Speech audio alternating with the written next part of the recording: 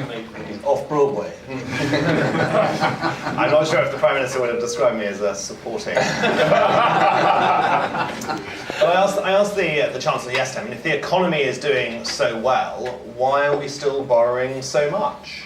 More than 5% of GDP, more than France, more than Italy, more than Spain, more than Greece.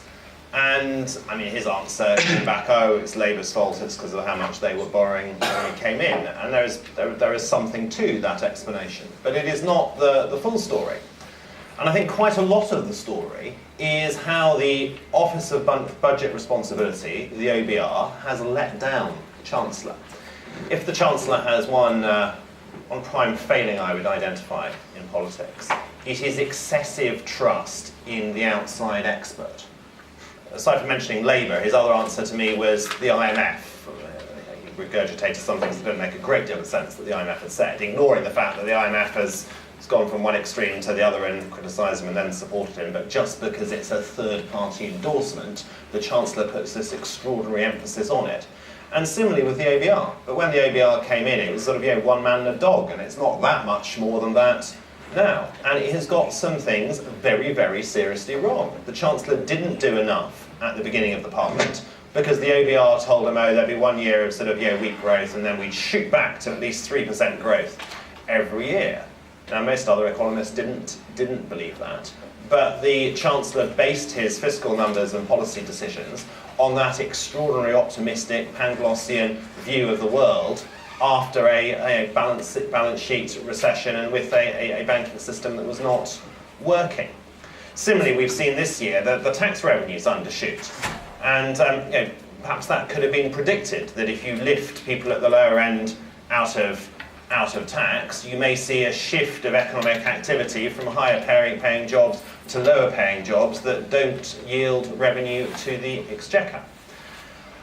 Just looking at the overall forecast from the OBR, the one I'm most struck by is the current account deficit. We are borrowing from overseas, the capital being the reverse of the current, around 5% of GDP this year.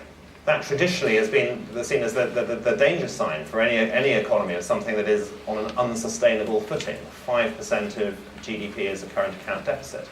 Yet the OBR just blithely assume this away. They say, oh, well, by 2019, don't worry, that we've gone back to less than 2%.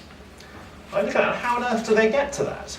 I mean, they I think, rightly see imports growing more quickly than exports, so it's not coming from net trade. And I look at the detail and they say, oh, well, the net investment balance, it's been a bit bad in recent years, and it's 1.7% more that we're sort of paying out overseas than getting back on investments. And they just assume that away and say, oh, well, don't worry, by 2019 it will just go back to what we were used to, and we should get a 0.75% surplus. And there's one paragraph of analysis on it. It's pathetic. If you actually look at the Bank of England, it has a decent number of economists and models that operate as well perhaps as you can in economics, and it has a serious research effort. The OBR doesn't. And to the extent it does, it just borrows stuff from the Treasury and puts little tweaks by it to know, is this assumption reasonable, someone else has done, and that's the basis on which it's operating. It's got things wrong again and again and again. And I think it's about time the OBR actually got some of the blame for what's gone wrong in the Treasury and with the Chancellor and what's happened in the economy.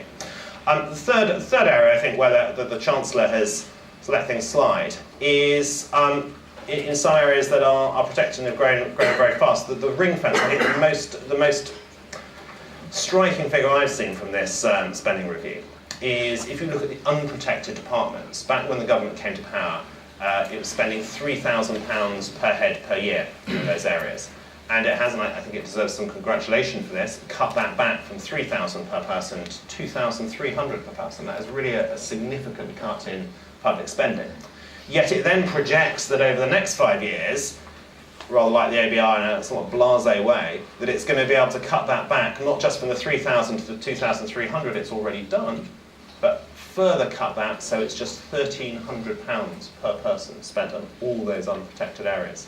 And I think most people would describe that as challenging at best and incredible at worst. Jeremy thought a bit of a challenge areas where people would cut. Well, the three very fast-growing areas of expenditure under this government has been our contribution to the European Union, our spending on overseas aid, and also spending the energy area. We would abolish the Department of Energy and Climate Change, and we have a levy control framework where the spending is going from 2.3 billion in 2012 to 9.8 billion counted as spending by 2020, an absolutely extraordinary rate of increase.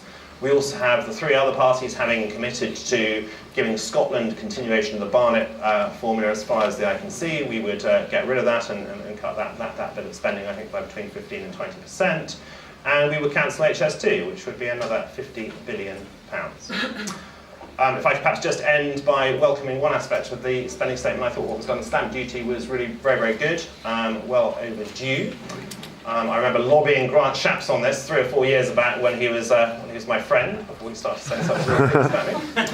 And he said, well, we'd love to do this, but it would have to be done on a revenue neutral basis. And to the extent there has been some tax giveaway offset ostensibly by sort of reductions in tax avoidance in the corporate sphere, I think it's good, but it has come into this area of stamp duty.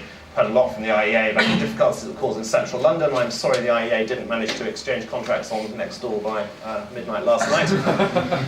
But I think the other side of that coin is I think elsewhere in the housing market it will actually be very, very good for activity. And again with the OBI, I'm astonished they've assumed just a 1.1% increase in housing transactions and just a 0.2% of GDP increase in residential investment offset in other areas of the economy. I think it will generate much, much better returns than that, and I think we'll see a big drive up in activity.